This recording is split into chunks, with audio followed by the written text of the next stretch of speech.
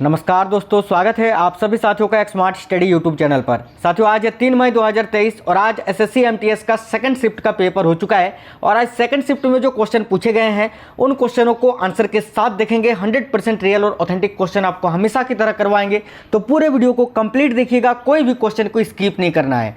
साथियों, सभी लोग वीडियो को लाइक कर दीजिए क्योंकि आपके एक लाइक से हमें मोटिवेशन मिलता है। वीडियो अगर पसंद आए तो अपने सभी दोस्तों के साथ जरूर शेयर करिएगा और नए साथी जितने भी है चैनल को सब्सक्राइब करके बेल आइकन को ऑन कर लेना। एक चीज आपको बता दें साथियों, डेली 3 शिफ्ट में पेपर हो रहा है, तो डेली शाम में 7 बजे के बाद आपको एक मास्टर वीडियो आएगा जिसमें पहले शिफ्ट, दूसरे शिफ्ट और तीसरे शिफ्ट में जो क्वेश्चन पूछे गए हैं उन सारे क्वेश्चन को एक ही वीडियो में करेंगे आंसर के साथ। तो उस वीडियो को आप लोग शाम में जरूर देखा करिए, रात वाला वीडियो को, ठीक है। चलिए तो शुरू करते हैं। अभी देखते हैं आज सेकंड शिफ्ट में कौन कौन से क्वेश्चन पूछे गए हैं। अधिकतम रियल प्रश्न मिल चुके हैं जीके जीएस के। वीडियो के लास्ट में आपको बताएंगे बाकी सारे सब्जेक्ट में किस टाइप के क्वेश्चन आए हैं, कैसा एग्जाम का लेवल रहा है और आपको कितना अटेम्प्ट करना है। तो देखिए, आज जो क्वेश्चन पूछा गया है सेकंड शिफ्ट में, ऐसा क्वेश्चन था। एक क्वेश्चन तो ये पूछा गया है कि कौन सा केंद्र शासित प्रदेश है जिसका अपना उच्च न्यायालय है। तो साथियों, ऑप्शन में लक्षद्वीप, अंडमान निकोबार, यही सब दिया हुआ था, लेकिन आप सभी को पता है कि दिल्ली, देखिए दिल्ली भारत का केंद्र शासित प्रदेश है और साथियों दिल्ली का अपना उच्च न्यायालय है। तो दिल्ली आपका इस क्वेश्चन के लिए राइट आंसर हो जाता। उसके बाद आगे पूछा गया था प्रार्थना समाज के संस्थापक कौन थे। तो देखिए, प्रार्थना समाज के संस्थापक कौन थे, तो याद रखिएगा आत्माराम पांडुरंग, ठीक है। तो इस क्वेश्चन का राइट आंसर आपका हो जाता आत्माराम पांडुरंग। एक क्वेश्चन आपसे पूछा गया था ब्रह्मा समाज, किसी किसी का कहना है सर आर्य समाज पूछा गया था, किसी का कहना है ब्रह्मा समाज पूछा गया था। तो आप लोग कमेंट बॉक्स में कमेंट करके बताइए, मैं दोनों का ही आंसर आपको बता देता हूं कि आर्य समाज पूछा गया था या ब्रह्मा समाज पूछा गया था। देखिए, अगर आर्य समाज पूछा गया था तो आपका राइट आंसर हो जाता स्वामी दयानंद सरस्वती जी, जिन्होंने 1875 में आर्य समाज की स्थापना की थी बम्बई में, ठीक है। और अगर आपसे ब्रह्मा समाज पूछा गया था तो ब्रह्मा समाज की स्थापना राजा राम मोहन राय जी ने की थी। कब? तो 1828 में, ये आप सभी को पता होगा, ठीक है। तो दोनों का ही आंसर मैंने बता दिया है आप लोगों को। चलिए आगे देखते हैं कौन सा क्वेश्चन पूछा गया है। आपसे पूछा गया था रुक्मणी देवी का संबंध भारत के किस शास्त्रीय नृत्य से है। तो साथियों देखिए, रुक्मणी देवी का नाम आप लोगों ने जरूर सुना होगा, मैंने कई बार आपको पढ़ाया है। तो देखिए, रुक्मणी देवी का संबंध है भारत के किस शास्त्रीय नृत्य से, तो भरतनाट्यम से। भरतनाट्यम जो कि तमिलनाडु राज्य का शास्त्रीय नृत्य है, तो राइट आंसर हो जाता आपका भरतनाट्यम, ठीक है। आगे देखते हैं। आगे एक क्वेश्चन आपसे पूछा गया था हॉकी खेल में कितने खिलाड़ी होते हैं। तो देखिए, हॉकी के प्रत्येक पक्ष में 11 खिलाड़ी होते हैं साथियों, और दोनों पक्ष में मिलाकर 22, लेकिन आपको प्रत्येक पक्ष में ही बताना होता है, तो 11 आपका राइट आंसर हो जाता। याद रखिएगा, हॉकी में भी 11 होता है, क्रिकेट में भी 11 होता है और फुटबॉल में भी 11 खिलाड़ी होते हैं, ठीक है। तो इस क्वेश्चन का राइट आंसर आप सभी ने करेक्ट किया होगा, 11 आपका राइट आंसर हो जाता। एक क्वेश्चन बहुत ही अंदर से पूछा था कि सहाफत अहमद खां का संबंध किस वाद्य यंत्र से है। तो देखिए, इस क्वेश्चन का आंसर काफ़ी साथियों ने गलत कर दिया होगा आज, क्योंकि ये क्वेश्चन जो है बहुत ज़्यादा डीपली पूछा गया है। तो याद रखिएगा साथियों, सहाफत अहमद खान का संबंध है तबला से, ये तबला वादक, प्रसिद्ध तबला वादक, ठीक है। तो यहाँ पर आपका राइट आंसर हो जाता तबला। अब बताइए आप में से कितने साथियों ने इस क्वेश्चन को करेक्ट किया है, आप हमें कमेंट बॉक्स में बता सकते हैं।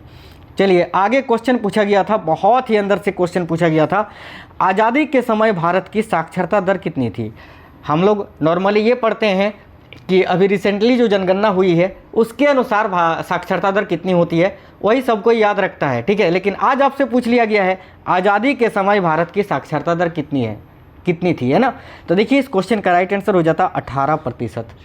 आज़ादी के समय भारत की साक्षरता दर कितनी थी, तो 18% आपका इस क्वेश्चन का राइट आंसर हो जाता। अभी वर्तमान में यानी 2011 के जनगणना के अनुसार भारत की साक्षरता दर कितनी है, तो ये भी आपको याद रखना है, 74.04%।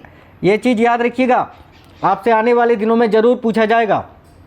साथियों, वीडियो पसंद आ रहा है तो लाइक ज़रूर करते चलिएगा, क्योंकि बहुत ज़्यादा मेहनत लगता है ये एनालाइज वाले क्वेश्चंस कलेक्ट करने में, इसको वीडियो बनाने में, ठीक है। तो आप लोग लाइक कर देते हैं वीडियो को, हमें उसी से मोटिवेशन मिल जाता है। एक क्वेश्चन आपसे और एक पूछा गया था बहुत ही अंदर से कि 2008-10 के दौरान कौन सी मंदी आई थी। बहुत ही अंदर से ये भी क्वेश्चन पूछा गया है। तो साथियों देखिएगा, इस क्वेश्चन का आपका राइट आंसर हो जाएगा वैश्विक आर्थिक मंदी, ठीक है। 2008-10 के दौरान जो मंदी आई थी वो किस प्रकार की मंदी थी? तो वैश्विक आर्थिक मंदी थी। केवल ये भारत में ही नहीं बल्कि संपूर्ण विश्व में उस टाइम मंदी छाया हुआ था। कब? 2008-10 के दौरान। तो इस क्वेश्चन का राइट आंसर क्या हो जाता साथियों? वैश्विक आर्थिक मंदी। चलिए आगे देखते हैं। एक क्वेश्चन आपसे पूछा था, इनमें से कौन सा मौलिक अधिकार है?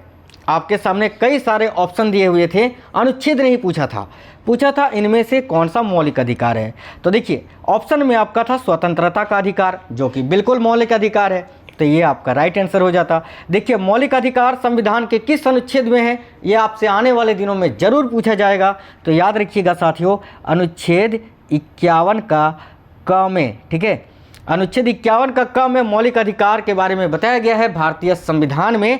और देखिए यहाँ पर पूछा गया था इनमें से कौन सा मौलिक अधिकार है, ऑप्शन में से आपको छांटना था और ऑप्शन आपका एक था स्वतंत्रता का अधिकार, और यही आपका राइट आंसर हो जाता। चलिए आगे देखते हैं। एक क्वेश्चन आपसे पूछा गया था, चुनाव संशोधन अधिनियम 2021 किस मंत्रालय के अधीन आता है या किस मंत्रालय के अधीन है? इस क्वेश्चन का राइट आंसर हो जाता कानून एवं न्याय मंत्रालय के। ठीक है, आपके सामने गृह मंत्रालय, रक्षा मंत्रालय, इस प्रकार से ऑप्शन दिए होंगे, लेकिन एक ऑप्शन आपका था कानून एवं न्याय मंत्रालय, जो कि आपका बिल्कुल 100% राइट आंसर हो जाता। तो याद रखिएगा साथियों, आने वाले शिफ्टों में क्वेश्चन जरूर रिपीट होंगे। क्वेश्चन ये पूछा गया था चुनाव संशोधन अधिनियम 2021 ये किस मंत्रालय के अधीन? तो याद रखना कानून एवं न्याय मंत्रालय के। एक क्वेश्चन आपसे पूछा गया था पंचामृत योजना किस राज्य में शुरू किया गया है?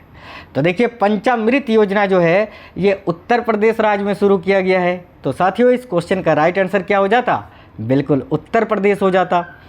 उत्तर प्रदेश इस क्वेश्चन का राइट आंसर होगा। याद रखना, जिन्हें भी नहीं पता था ये क्वेश्चन जरूर रिपीट होगा, पंचामृत योजना, ठीक है, उत्तर प्रदेश। आगे क्वेश्चन पूछा गया है, a man who know the value of infinity A life of genius Ramanujan, यह किसकी पुस्तक है?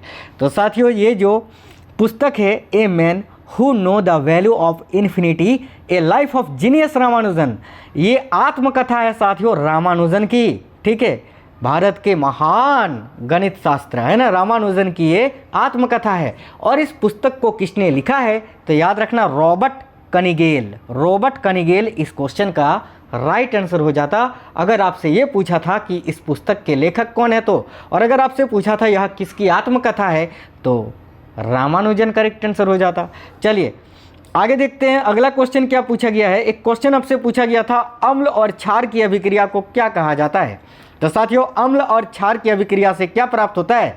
बिल्कुल NaCl + H2O। मैंने साइंस के क्लास में आपको ये पढ़ाया है, यानी लवण और जल की प्राप्ति होती है जब अम्ल और क्षार आपस में अभिक्रिया करते हैं तो। और इस अभिक्रिया को क्या कहते हैं? इस अभिक्रिया को क्या कहा जाता है? तो उदासीनीकरण अभिक्रिया कहते हैं।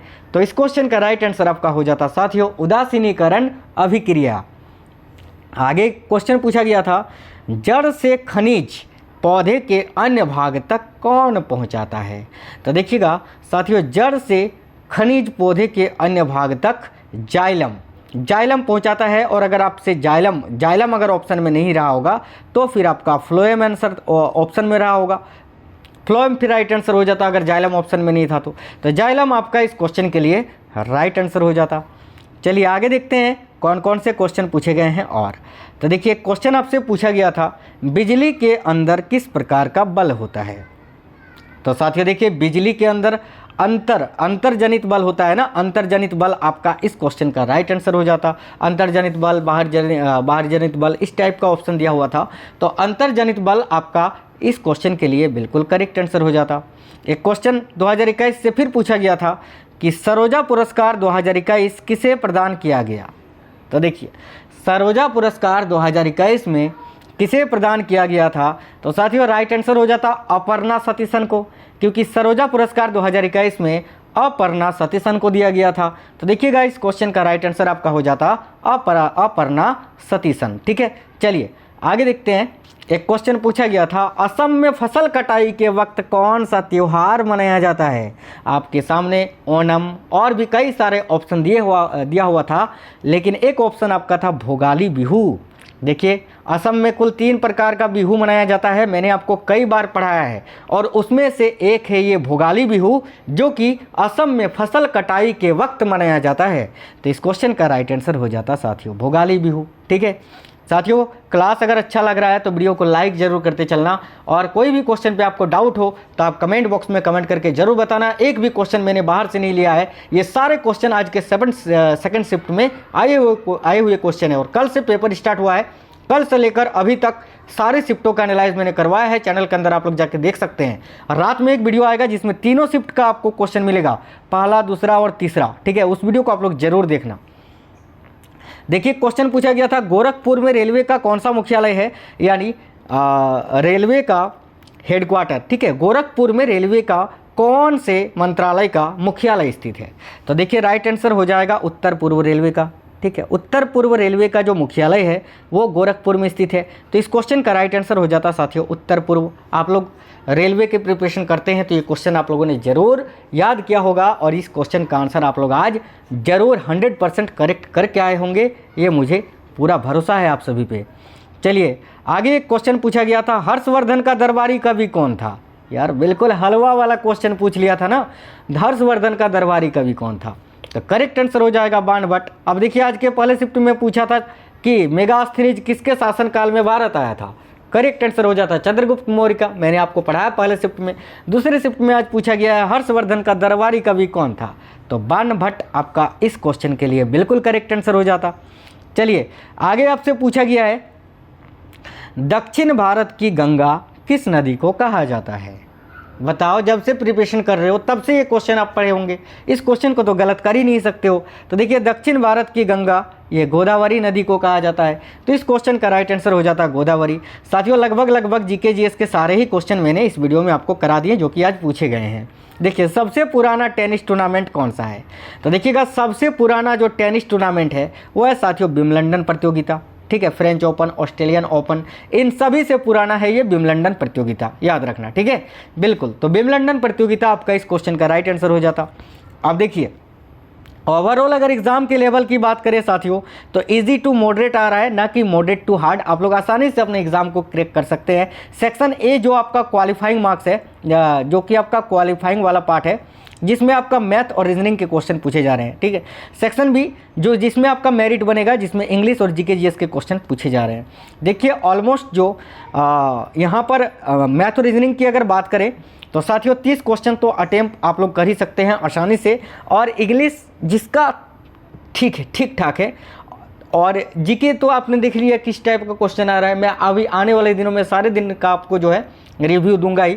तो देखिए, रीजनिंग और इंग्लिश की अगर बात करें तो यहाँ पर भी आप लोग आसानी से 30-32 क्वेश्चन जो है अटेम्प्ट कर ही सकते हैं आसानी से। ठीक है, यानी ओवरऑल 60+ अगर आप अटेम्प्ट करते हैं एक्यूरेसी के साथ तो आपका सिलेक्शन 100% होगा, कोई भी नहीं रोक सकता है। चलिए तो साथियों, वीडियो को लाइक जरूर कर दीजिए, कमेंट बॉक्स में कमेंट करके बताइए वीडियो आपको कैसा लगा है। मिलेंगे अगली वीडियो में, तब तक स्वस्थ रहें। जय हिंद साथियों, वंदे मातरम।